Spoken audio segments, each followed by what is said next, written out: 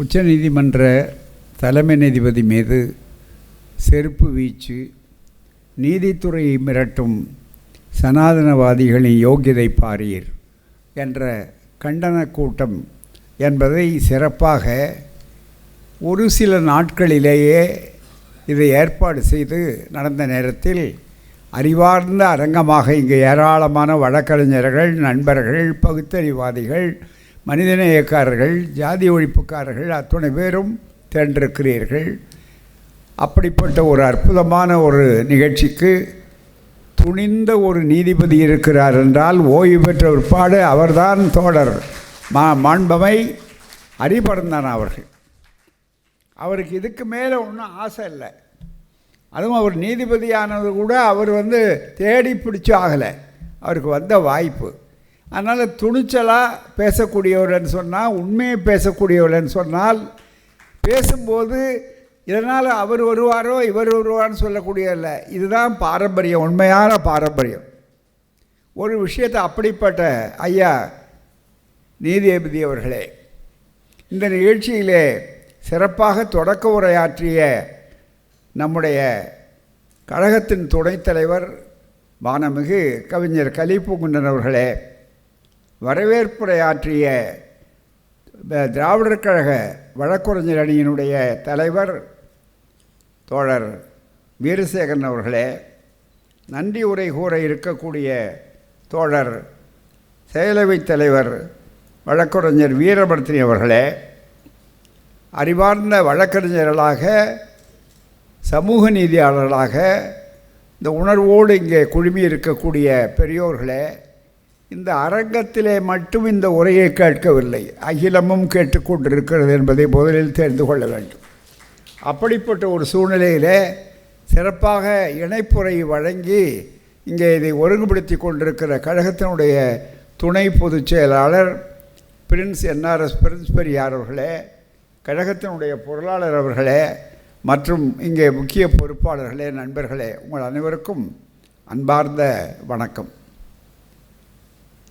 தமிழ்நாட்டு மக்களுக்கு தந்தை பெரியார் சொன்ன சுயமரியாதை உணர்வின் ஒரு பெரியார் தொண்டன் என்ற முறையில் இங்கே நான் உரையை தொடங்க விரும்புகிறேன். மானமும் அறிவும் மனிதர்க்கு அழகு. முதல்ல நமக்கு மான உணர்ச்சி வேணும். இந்த நிகழ்வு என்பது இருக்கிறத இது ரொம்ப சாதாரணமாக்கி காட்டுறாங்க. நண்பர்கள் பேசினாங்க, கவிஞர் பேசினார், நீதிபதி அவர்கள் பேசினார், அதுக்கு முன்னால் வழக்கறிஞர் பேசினார். எல்லா இடத்துலையும் அவங்க எப்படி அதை காட்டுகிறார்கள் சொன்னால் நண்பர்களே, ஏதோ ஒரு சாதாரண நிகழ்ச்சி மாதிரி அடுத்த நிகழ்ச்சிக்கு போகலாம். இந்த சம்பவம் ஏன் ஏற்பட்டது, இதற்கு பின்னணி என்ன, இதனுடைய விளைவுகள் என்ன, இதை யோசிக்க வேண்டாமா? மானமும் அறிவும் உள்ள சமுதாயமாக இந்த சமுதாயம் மாறினால்தான் இதற்கு ஒரே வழி ஏற்படுமே தவிர வேறு இதற்கு பரிகாரம் அல்ல. தந்தை பெரியார் சொன்னது எவ்வளவு சுயமரியாதை சுயமரியாதை என்று சொன்னார்கள். அந்த சுயமரியாதை உணர்வு என்பது இருக்கிறதே எவ்வளவு மிக முக்கியமானது என்பதை எண்ணி பார்க்க வேண்டும். இது ஒரு சாதாரண சம்பவமாக பார்க்காதீர்கள். எப்படி கோட்ஸே RSSல பயிற்சி எடுத்து காந்தியை சுட்டு கொன்றது இருக்கிறத அதை ஒரு சாதாரணமான சம்பவமாக எடுத்துக்கொள்ள முடியுமா? அது அந்த காலத்தில். ஆனால் இன்று 2025 எண்ணி பாருங்கள், என்ன அவர் மீது ஆத்திரம், என்ன சொல்லுகிறார்கள்? இது யார், ஒரு தனிநபரா? இந்த செருப்பை தூக்கி போட்ட ஒரு வழக்கறிஞர் என்பவர் ஒரு தனிநபருடைய செயல் அல்ல. இதுதான் சனாதனத்தினுடைய யோகியதை. நன்றாக புரிந்து கொள்ளுங்கள். மிகப்பெரிய அளவுக்கு இதனுடைய பின்னணி என்ன, இனிமேல் நீங்கள் பேசினா அதுதான் எழுதி எழுதியிருக்கிறார். என்ன எழுதியிருக்கிறார்? சனாதனத்துக்கு இங்கே மிக முக்கியமாக அதான் இப்படித்தான் சுப்ரீம் கோர்ட்டை காப்போம் மீரா, சுப்ரீம் கோர்ட் நம்ம மடக்கி மடக்கி கேள்வி கேட்குத அப்படிங்கிறார். அதுக்கு பதில் நான் சொல்கிறதா விளம்பரப்பட்டிருக்கேன். பாப்பானுக்கு பின்புத்தின்னு சொல்லுவாங்க தந்தை பெரியார், முன்புத்தி கிடையாது. நீ போட்டிருக்கிறத யார் தவறுன்னு சொல்லுவான்? வீரமணி கேட்டது சரிதானேன்னு தானே எல்லோரும் சொல்லுவாங்க, சமூக நம்பிக்கை இருக்கிறவங்க. அதனால் ஒரு பக்கத்தில் நமக்கு தந்தை பெரியார் சொல்கிறது எவ்வளவு பயனுள்ளது என்பதை புரிந்து கொள்ள வேண்டும். மீதி சங்கதிக்கு அடுத்து வருவோம். விளம்பரம் நீ பண்ணுறதை பற்றி கவலைப்படாத. நம்ம விளம்பரம் ஆகணும்னு விளம்பர செலவு எதிரிக்கு தான் விளம்பர இலாக்கா கொடுத்துருக்கோம், அதுதான் மிக முக்கியம். அவங்க பார்த்து கொள்வாங்க. அது மாதிரி எங்களை விளம்பரப்படுத்தி இது எல்லாமே என்ன சொல்கிறாரு, நீதித்துறையிலே இடஒதுக்கீடு முறை இல்லாததால் இப்படிப்பட்ட பிரச்சனை காரணம், சுப்ரீம் கோர்ட்டை மீட்போம், சமூக நீதியை காப்போம்னு எல்லா எதிர்கட்சிகளும் கடிதம் எழுதின்னு. ஆமாம், நிச்சயமாக சமூக நீதியை காப்பணும்னா சுப்ரீம் கோர்ட்டை மீட்போம் அப்படின்னு ஒரு வார்த்தை கேட்டிருக்காரு.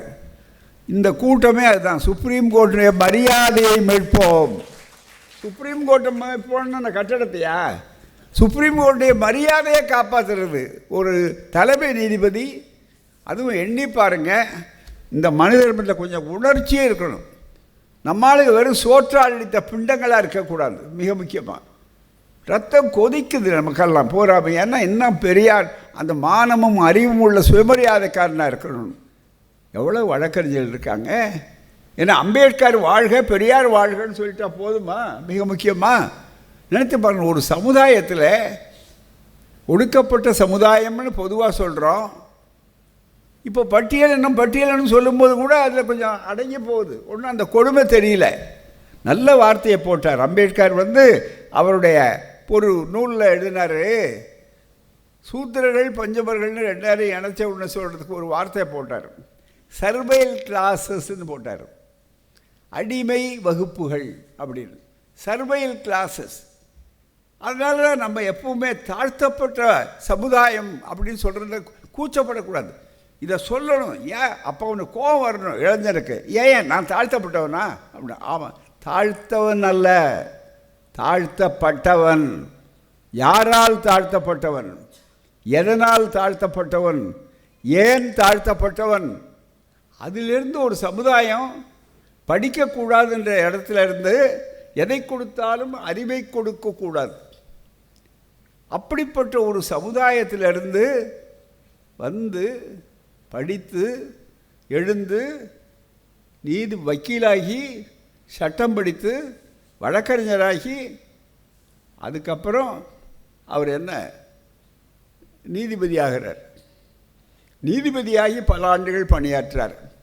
அப்புறம் உச்ச நீதிமன்றத்துக்கு நீதிபதி ஆகிறார். படிப்படியாக வர்றார். திடீர்னு சில பேர் அப்படியே தூக்கி போடுறாங்க பாருங்கள், அந்த மாதிரி தூக்கி போடல அவர். பூராமே படிப்படியாக தலைமை நீதிபதியாக வர்றார்.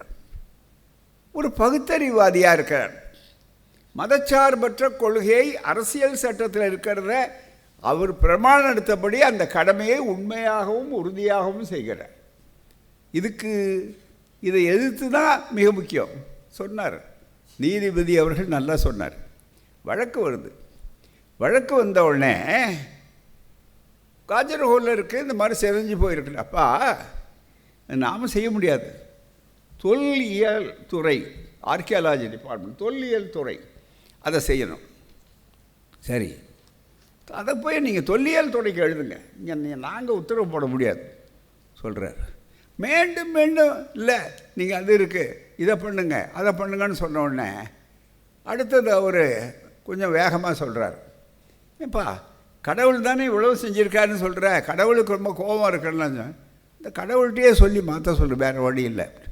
அப்புறம் விளக்கம் சொல்கிறார் பூராமே. அப்போ அவர் கடவுளை பற்றி சொல்லிட்டார். ஆஹா, எங்கள் விஷ்ணு இந்த கோயில் சொல்லிட்டார், சனாதனம் துடிக்குது. சரி, அது ஏன் இப்படி பாருங்கள். இன்னொரு வகையில் பாருங்கள், இது அறிவார்ந்த அரங்கம், நல்லா கேட்டுட்ருக்காங்க, நல்லா யோசிக்க வேண்டிய விஷயம்.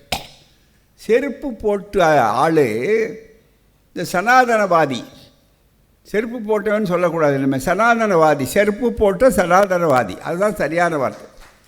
அந்த செருப்பு போட்ட சனாதனவாதி என்ன சொல்கிறாரு, மன்னிப்பு கேட்குறேன் தவறுக்கு அப்படின்னு சொல்கிறாரா? என்ன சொல்கிறாரு தெரியுங்களா? நான் மன்னிப்பு கேட்க மாட்டேன். அது மட்டும் இல்லை, கடவுள் சொல்லி தான் நான் செஞ்சேன். இந்த கடவுள் என்னென்ன வேலை பண்ணுறாரு பார்த்தீங்களா? அந்த கடவுள் சொல்லி தாங்க செருப்பு எடுத்து போட சொல்லியிருக்கார். அப்போ கோபம் யார் மேலே வரணும்? ஒன்று சனாதனம், ரெண்டாவது இந்த கடவுள். ரெண்டுமே நமக்கு மனிதத்தன்மைக்கும் சமத்துவத்துக்கும் யோகிதை இல்லாதவர்கள் என்பது தானே. சனாதனம் வருகிறது மிக முக்கியம். ஏன்னா இதுக்கு முன்னால் நீதிபதிகளே எல்லாத்துக்கும் கடவுள். ஈராக் மேலே படையெடுத்தாருன்னா ஜார்ஜ் புஷ்ஷிலேருந்து பார்த்தீங்கன்னா கடவுள் சொல்லி தான் நான் சண்டையை உண்டாக்குனேன், நடத்தினேன், அது மேலே தாக்குதல் நடத்தினேன். அது வேண்டாம். உச்சநீதிமன்றத்தில் ஒரு உலகமே எதிர்பார்க்குற ஒரு பெரிய வழக்கு, பாபர் மசூதி எடுத்த வழக்கு. அதில் தீர்ப்பு எழுதுகிறாங்க. தீர்ப்பு எழுதி கையில் யார் அந்த தீர்ப்பு எழுதுனதுன்னு அதில் குறிப்பிட மாட்டாங்க, மரபுக்கு மாறா போகாமல். அதில் சந்திரசூட் பிறகு தீர்ப்பு எழுதிட்டு அவர் பிறகு சொல்கிறார், அவருடைய வாக்குமூலம் நான் சொல்கிறேன், இது கற்பனை அல்ல. நான் ரொம்ப கடவுளை கேட்டுக்கிட்டே இருந்தேன். கடவுள் தான் இப்படி இந்த இடத்த அதில் கொடுக்க சொல்லி அவர் தீர்ப்பு சொல்லியிருக்கார், தலைமை நீதிபதி. எனவே அவர் கடவுளை கூப்பிடுறதுக்கு உரிமை உண்டுன்னா, எங்களுடைய சமுதாயத்தில் இருந்து, ஒடுக்கப்பட்ட சமுதாயத்திலிருந்து கடவுளை பற்றி பேசுகிறதுக்கு உரிமை இல்லையா? இந்த ரெட்டை அளவுகோலா? யோசிக்க வேண்டாமா? சரி, கடவுள் உனக்கு மட்டும் தான் சொல்லுவார். அவர் இந்த பக்கமும் சொல்கிறாரு, அந்த பக்கமும் சொல்கிறாரு. சாதாரணமாக கடவுள் படுற பாடு என்ன? நீதிமன்றத்திலே நமக்கு நல்ல தெளிவாக தெரியுமே. சாட்சிகள் விசாரிக்கப்படுகிறார்கள், வழக்கறிஞர்கள் அறிவியர்கள் அல்ல. ரெண்டு வகையான சாட்சிகள் இருக்காங்க ஒரு குற்றத்தில். ஒன்று ப்ராசிக்யூஷன் விட்னஸ், எது தாக்கல் பண்ணுறவங்க, தண்டனை தாண்டுறேன்.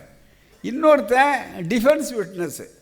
ரெண்டு பேரும் நம்ம கோர்ட் முறை எப்படி இருக்குன்னா, முதல்ல கோர்ட்டில் ஏறின உடனே சாட்சி சொல்கிறது அவர் தயாராக சொல்ல மாட்டார். உடனே பிரமாணம் இருக்கணும். என்ன பிரமாணம்? கடவுள் சாட்சியாக சொல்கிறாங்களா இல்லையா? கடவுள் சாட்சியாக.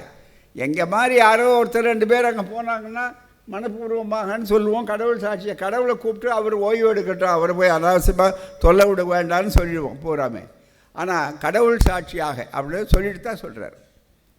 டிஃபென்ஸ் விட்னஸும் கடவுள் சாட்சி தான், ப்ராசிக்யூஷன் விட்னஸும் கடவுள் சாட்சி தான்.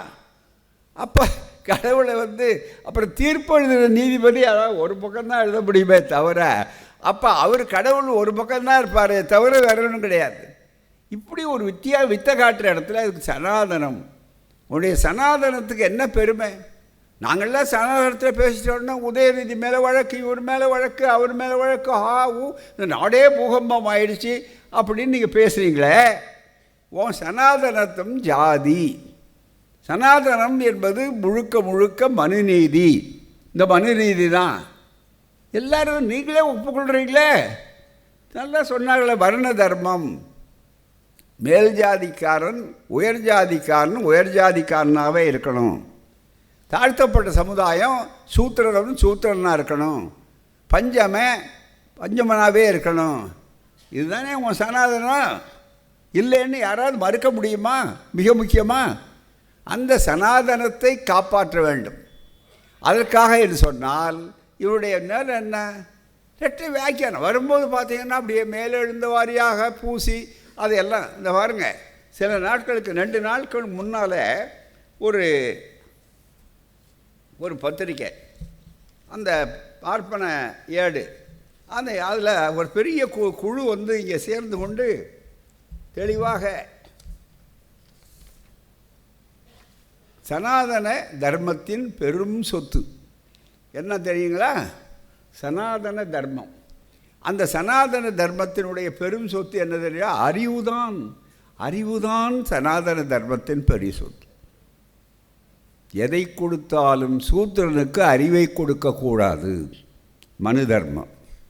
அப்போ சூத்திரன் என்ன பண்ணணும்? சனாதனத்தை எதிர்க்கணுமா அல்லது ஒழிக்கணுமா? தயவுசெய்து எண்ணி பாருங்கள். மிக முக்கியமாக சனாதனம் உண்மையாகவே அறிவுபூர்வமாக இருந்ததுமேனால், அறிவுபூர்வமாக அவர் என்ன கருத்தை சொன்னாரோ நீதிபதிக்கு எதிராக வழக்கு போடலாம் அல்லது வேறு ஏதாவது செய்யலாம். ஆனால் உடனே அவரை கொஞ்சம் அவமானப்படுத்துகிறமான்னு பண்ணணும்னு நினச்சி அல்லது அவரையும் பின்னால் வர்றவங்களையும் சனாதனத்தை பற்றி பேசக்கூடாது என்பதற்கு மிரட்டுகின்ற வகையில் நீங்கள் பேசுகிறீர்கள் என்றால் எந்த வகையில் அது நியாயமானது? எண்ணி பார்க்க வேண்டாமா?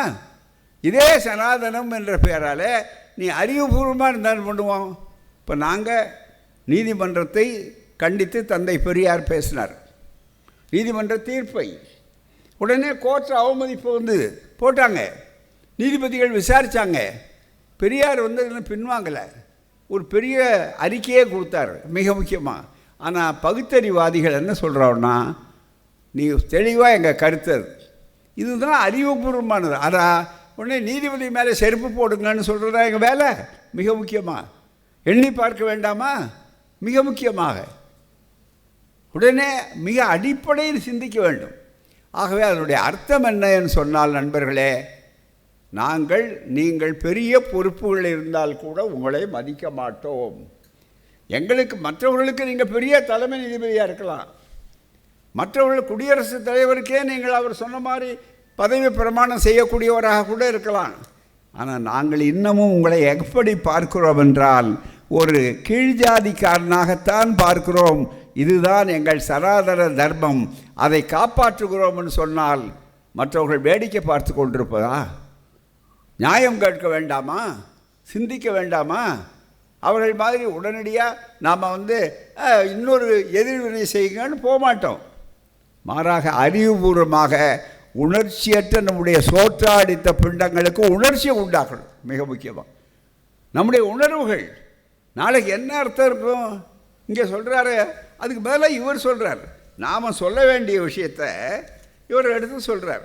என்ன சொல்கிறாருன்னு சொன்னால், அதெல்லாம் ஐயா காட்டினாங்க, இப்போ தான் நான் பார்க்குறேன், அவர் குமாரதேவன் காட்டினார்னு சொல்லி அவர் சொன்னார்.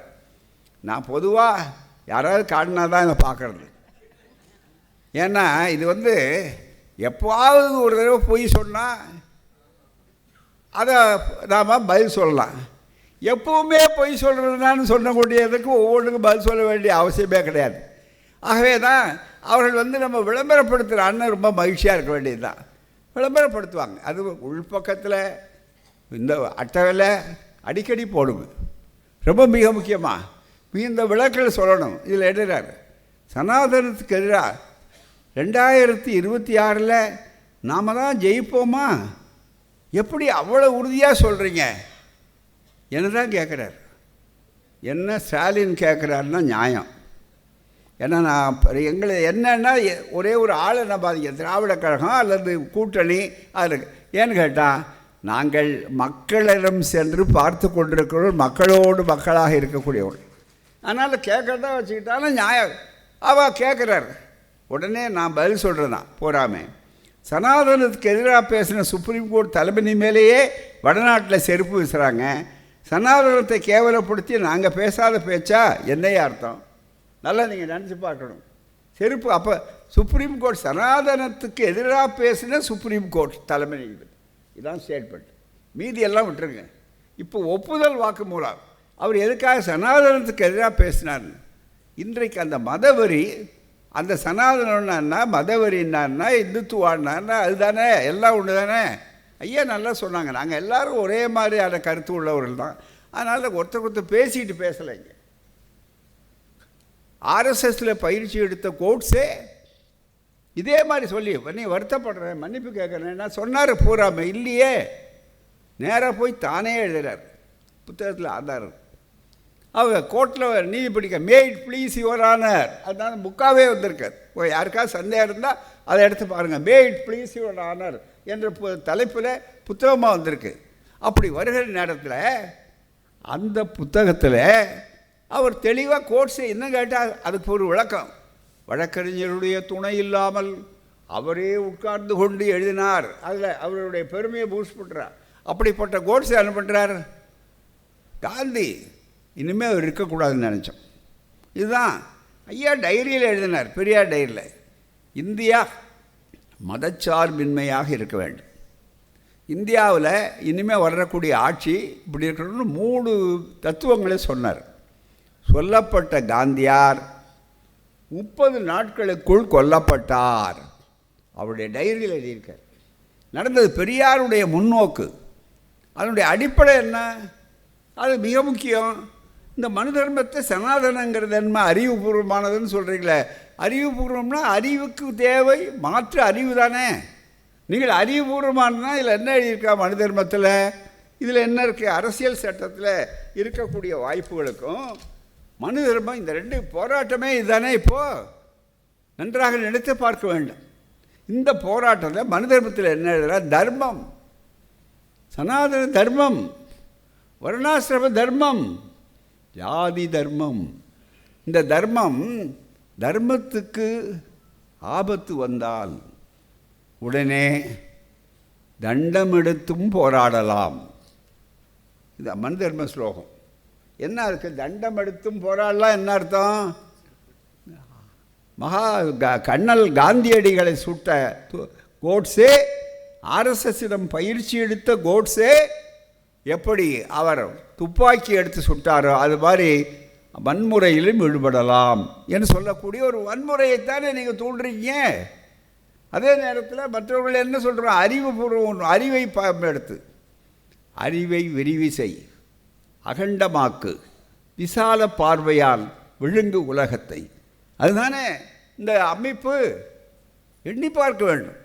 எனவே நண்பர்களே, இது எங்கோ ஒரு சம்பவம்னு நினைக்காதீங்க. இந்த சம்பவம் இன்றைக்கும் சமூக நீதிக்கு எதிரான, சனாதனத்தினுடைய கோபம் சமூக நீதிக்கு எதிரானது. எப்படி சமூக நீதிக்கு எதிரானது? ஒரு தாழ்த்தப்பட்ட சமுதாயத்தை சார்ந்த நீதிபதி இவ்வளவு சுதந்திரமாக யாருக்கும் கட்டுப்படாமல் தன்னுடைய கருத்தை சொல்கிறாரு. அந்த நீதிபதி மேலே எந்த குற்றச்சாட்டும் வைக்க முடியல. அவங்கள கையை பிடிச்சி விடுத்தாங்க அல்லது இவங்களை பண்ணாங்க. வழக்கமாக அவன் சொல்கிறாருன்னா புராண காலத்திலேருந்து மிக முக்கியமாக அது மாதிரி எந்த குற்றம் சொல்ல முடியல. அந்த நீதிபதி சொல்கிறார். அது மட்டும் இல்லை, சில மற்றவர்களுக்கெல்லாம் வழிகாட்டக்கூடிய ஒரு தன்மையை சொல்கிறார். நான் ஓய்வு பெற்ற உட்பாடு கூட எந்த விதமான பொறுப்புகளையும் அரசு பதவிகளையும் ஏற்றுக்கொள்ள மாட்டேன். உறுதியாக இருக்கார் கொள்கையில். இவ்வளவு உறுதியான ஒரு ஆளை அவமானப்படுத்தினார்னா மற்றவர்களும் பயப்படுவாங்க. இதுதானே உன்னுடைய கருத்து. சனாதனத்தினுடைய யோகியதை என்ன? எனவே இப்போது போராட்டம் சனாதனத்துக்கும் சமூக நீதிக்கும். இது ரெண்டு நபர்களுக்குள்ள நம்ம இல்லை. சமூக நீதி கொடி பரப்பதா, சனாதன கொடி பரப்புவதா? சனாதன கொடி என்றால் வருண தர்மம். சனாதன கொடி என்றால் என்ன? நல்லா நீங்கள் நினச்சி பாருங்கள். நம்ம ஆட்கள் எந்த உத்தியோகத்தும் போகக்கூடாது. எல்லாருமே இது மகா பெரியவா, அவா சொன்னதை இவா புத்தகம் போட்டிருக்கா. அதுதான் மிக முக்கியம். இந்த வருண தர்மம் அதில் எழுதுகிறார். வருண காப்பா அப்படியே இருக்கணும், அதை மாற்றக்கூடாது, எல்லா விஷயத்துலேயும் கொண்டு கொண்டிருக்கக்கூடாது அப்படின்னு சொல்லி என்னென்ன வார்த்தைகளை இதில் சொல்கிறாருங்கிறது மட்டுமல்ல. சரி, இன்னொன்று சொல்லுவோம். நிறைய நேரம் அது வருண தர்மம் இந்த புத்தகம். இன்னொரு பகுதியில் நண்பர்களே, அவருடைய தெய்வத்தின் குரல் அப்படின்னு சொல்லக்கூடிய இதை நான் எடுத்து இந்த சங்கராச்சாரியார்னு இதே மேடையில் ஒரு 10 சொற்பொழிவுகள் ஆகியிருக்கும்.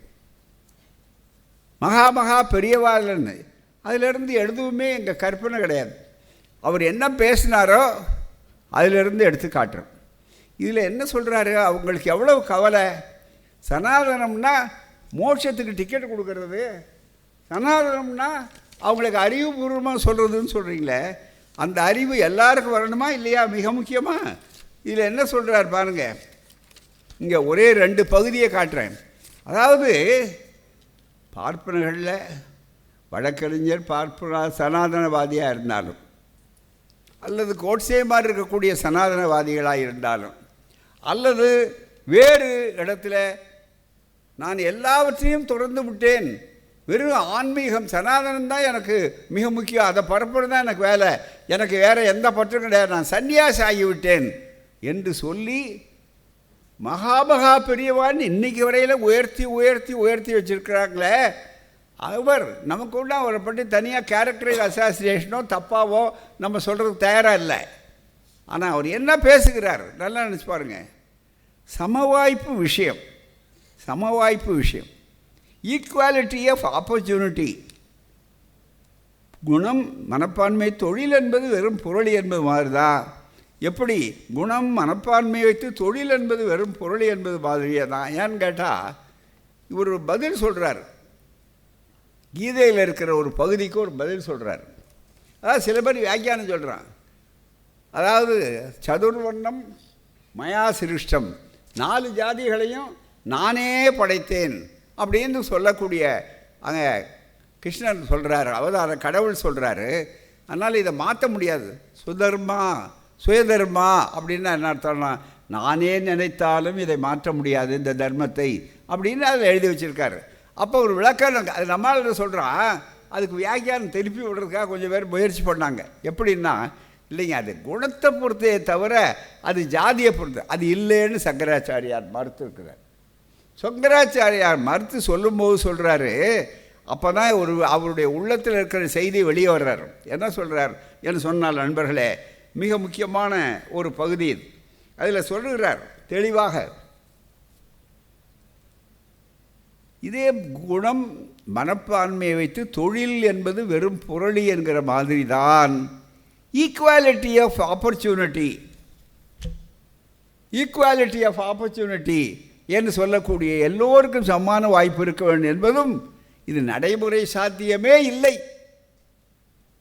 எல்லாருக்கும் சம வாய்ப்பு கொடுக்கக்கூடாது. அது மட்டுமல்ல, இன்னும் உள்ள நிறையா இருக்குது. மிக முக்கியமாக இந்த நடைமுறை திருஷ்டாந்தமாக மெடிக்கல் சீட், என்ஜினியரிங் சீட் இவ்வளவுதான் நிர்ணயம் பண்ணி விடுகிறார்.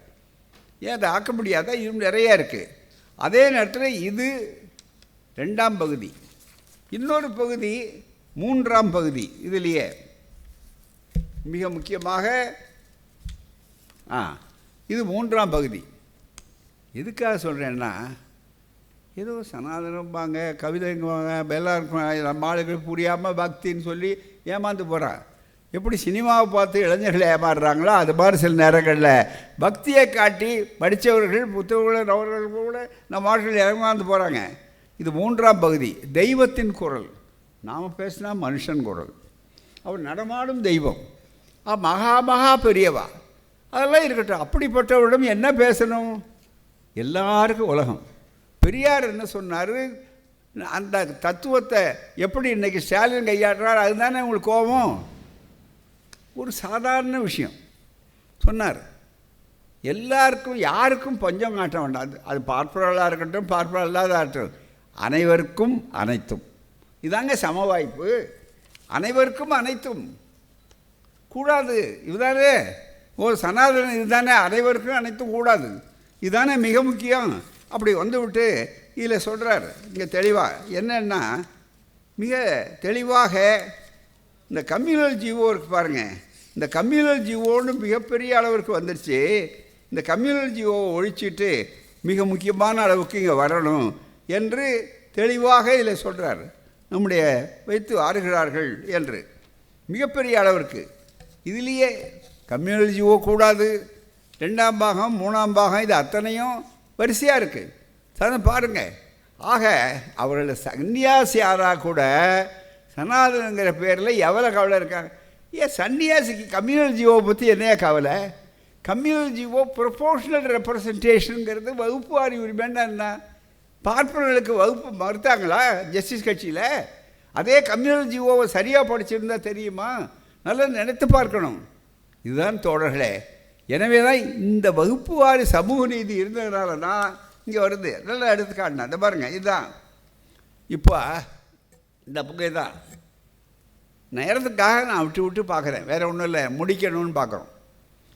ஆச்சாரத்தை காக்க உதவி, ஆச்சாரத்தை காக்க உதவி. இப்போ மகா பெரியவா பேசுகிறது சாதாரண இல்லை, சன்னியாசி, முற்றும் துறந்த முனிவர். அப்படிப்பட்டவருக்கு தமிழ்நாட்டு அரசியல் ரொம்ப கவலை. இதுக்கு யார் வர்றாங்களோ அவளுக்கு ஓட்டு போடுங்க, இதுக்கு யார் எதிராக இருக்காங்களோ அவள் அரசாங்கம் வரக்கூடாது, இவாள் அரசாங்கம் வரக்கூடாது. இதுதானே அவங்க பிரச்சாரம். இன்றைக்கி வந்து தானே ஆர்எஸ்எஸ் இதுதானே செய்து மிக முக்கியமாக. எனவே பெயர்கள் வெவ்வேறாக இருக்கும், நிலைகள் வெவ்வேறாக இருக்கும், ஆனால் அவர்கள் ஒரே நூலழியில் ஒரே கவலை இருக்கிறார்கள். இந்த புத்தி இந்த சமுதாயத்துக்கு வேண்டாமா? எழுந்து நிற்க வேண்டாமா? யோசிக்கணும். இங்கே பாருங்கள், நான் சொல்கிறது பொதுவாக சொல்கிற மாதிரி சொல்லிட்டு சொல்கிறார். இது 182வது பக்கம் 3ஆம் பகுதி தெய்வத்தின் குரல். இதில் சொல்கிறார், நான் சொல்கிறது எல்லோருக்கும் தான் என்றாலும் எப்படி அவங்க அந்த முன்னால் பின்னால் ரொம்ப சாமர்த்தியமாக நாள் கேட்குறது மயக்க மருந்து மாதிரி. நான் சொல்கிறது எல்லாருக்கும் தான் என்றாலும் பிராமணர்களில் வசதியுள்ள பென்ஷன்களுக்கும் இதை கூறுகிறேன். காலேஜ் அட்மிஷன் கூறுகிறேன். மற்ற சமூகங்களில் நிராதரவு உள்ள இளைஞர்களை ஆதரிக்க அந்தந்த சமூகத்தில் வசதி உள்ளவர்கள் நிறைய ஏற்பாடுகள். பிராமணர்களுக்குத்தான் இந்த ஸ்பிரிட் இல்லையா? அதனுடைய விளைவு என்ன தெரியும்? அதை தாண்டி அடுத்து சொல்கிறார், காலேஜ் அட்மிஷன். இந்த இடம் தான் மிக முக்கியமானது. காலேஜ் அட்மிஷன், உத்தியோகம் பெறுவது எல்லாவற்றிலுமே கம்யூனல் ஜீவோ வந்த நாளாக, இதுதான் முக்கியம். நல்ல கவனிங்க. காலேஜ் அட்மிஷன், உத்தியோகம் பெறுவது எல்லாவற்றிலுமே கம்யூனல் ஜீவோ வந்த நாளாக பிராமண பசங்கள் அதிக கஷ்டதசையில் இருக்கிற போதும் அந்த சமூகத்தின் நெருப்பாகவே கம்யூனல் ஜீவோ ஒழியணும். இது பூராமே இதில். அது மட்டும் இல்லை, அது எப்படி தூண்டி விடுறாரு பாருங்கள். முதல்ல பிராமணர்களுக்கு இல்லைன்னு சொன்னாங்க. சரி, நாங்கள் எப்படியோ அதை பொறுத்துக்கிட்டு இருக்கோம். அடுத்தது முதலில் அவங்க சாமர்த்தியம் எப்படி கிளப்பி, எப்படி தூண்டுதல் பாருங்கள். முதலில் பிராமணன் தலையில் கை வைத்தது பரவி பரவி இப்போது ஃபார்வர்ட் கம்யூனிட்டிஸ் என்ற பெயர் வைக்கப்பட்ட செட்டிமார், போலிமார், பிள்ளையார், ஒவ்வொரு சமூகமாக காலேஜ் அட்மிஷன், மற்றது எதிர்காலத்திலும் தலைவர்கள் விஷய விழிப்போடு ஏற்பாடு செய்ய வேண்டும், பின்தங்கியவர்கள் அப்படின்னு சொல்லக்கூடிய அளவுக்கு வந்திருக்கார். அப்படின்னா என்ன அர்த்தம்? நம்மகிட்டயே பிரித்து டிவைட் அண்ட் ரூல் உண்டாக்கி இந்த நான் பிராமின் ஃபார்வர்டு கம்யூனிட்டி இருக்கான் பாருங்கள், இவனுக்கு ஃபார்வர்டுன்னு பேர் வச்சுருப்பான்னு தவிர ஒன்றும் கிடையாது. சூத்திரன்னு சொல்லும்போது அதில் ஃபார்வர்டும் கிடையாது, பேக்வர்டும் கிடையாது, எல்லோரும் சூத்திரம் தான். ஆகவே அப்பேற்பட்ட ஒரு சூழ்நிலை வந்ததுனால இந்த சமூக நீதியில் உயர்ந்து நீங்கள் வந்தாலும், நீ எவ்வளவுதான் தலைமை நீதிபதியாக வந்தாலும், எவ்வளவுதான் மிகப்பெரிய பதவிக்கு போனாலும் உங்களை சனாதனம், சமூகம், எங்கள் சமூகம், வர்ண தர்மம் அங்கீகரிக்காது. உங்களை அவமானப்படுத்துவது மட்டுமல்ல, அந்த இடத்துல நாங்கள் எச்சரிப்போம். நாங்கள் இனிமேல் போராடுவதற்கு எல்லா ஆயுதங்களையும் எடுத்துக்கொண்டோம். எங்களுக்கு வன்முறை ஒரு பொருட்டல்ல என்று கோட்ஸே காட்டியதை வேறு ரூபத்தில் இப்போது திருப்பி காட்டுகிறார்கள். ஆகவே தான் நாம் சொன்னோம், இப்போ விடியல் என்ன, இப்போ உடனடியாக எப்படி காட்டுறது அப்படின்னு கேட்டால், பாரதிதாசன் ஒரு பாட்டு எழுதினார், புரட்சி கவிஞர். அது உடனே வன்முறை தூண்டினார் அப்படின்னு சொல்லக்கூடிய அளவு கூட சில பேர் வியாக்கியானம் பண்ணலாம். அதுதான் என்ன அந்த பாட்டுன்னா, ஓடப்பராயிருக்கும் ஏழையப்பர் ஒரு பக்கத்தில், உயரப்பர் இன்னொரு பக்கம், ஓடப்பர் அப்படின்னா உயர்ந்தது ஜாதி, பொதுவான தத்துவம் அது சொல்கிறார். ஓடப்பராயிருக்கும் ஏழையப்பர், ஏழை அங்கே எல்லாம் ஓட்டாண்டியாக இருக்கான். உயரப்பர் உயர்ந்த இருக்கார், வர்க்கம் வருணம் எல்லாமே அதில் அடக்கம். அப்படி இருக்கும்போது அது என்ன செய்யுதுன்னா, ஓடப்பராயிருக்கும் ஏழையப்பர் உதயப்பர் ஆகிவிட்டால் ஓர் நொடிக்குள் ஓடப்பர் உயரப்பர் எல்லாரும் மாறுவார்கள், ஒப்பப்பா நீ அப்படின்னு முடிக்கிறார். ஆனால் இப்போ நாம் அதை சொல்லலை, நாம் அதை செய்யணும்னு சொல்ல மாட்டோம். ஏன்னா அறிவுபூர்வமான விஷயம், அவர் கோபத்தில் வேகமாக சொல்லியிருக்காரு. அதுக்கு தான் இப்போ என்ன வழின்னா, சுருக்கமான வழி, இப்போ கண்டுபிடிச்ச வழி என்னன்னா, ஜனநாயக ரீதியாக, அரசியல் சட்ட ரீதியாக என்ன வழின்னா, ஓடப்பராயிருக்கும் ஏழையப்பர் ஓட்டப்பராக வேண்டும். இதுதான் மிக முக்கியம். ஓடப்பராயிருக்கும் ஏழையப்பர் அது அதான் உதயப்பராக வேண்டாம். இந்த உதயப்பருக்கு பதிலாக 26க்கு பாருங்கள், ஞாபகம் வச்சுக்கிட்டு, உதயப்பராக வேண்டாம், ஓட்டப்பர் ஒழுங்காக ஓட்டு போட்டால் அதுக்கு வாய்ப்பே கிடையாது. இந்தியா முழுவதும் அந்த ஓட்டப்பர்களாக வர வேண்டியவர்களுக்கு அறிவு சொல்லிக் கொடுப்பதற்கு இதுதான். எனவே தான் ஜாதி ஒழிய வேண்டும், தீண்டாமை அழிய வேண்டும், சமூக நீதி நிலைக்க வேண்டும், அனைவருக்கும் அனைத்தும் கிடைக்க வேண்டும் என்றால் அதற்கு தாண்டி இன்றைக்கு நம்மை மிரட்டுகிறார்கள், நம்மை அவமானப்படுத்துகிறார்கள். இந்த சமூகம் அதை சந்திக்க வேண்டும். உறுதியேற்போம், தொடர்வோம். நன்றி, வணக்கம். வாழ்க பெரியார், வளர்க பகுத்தறிவு.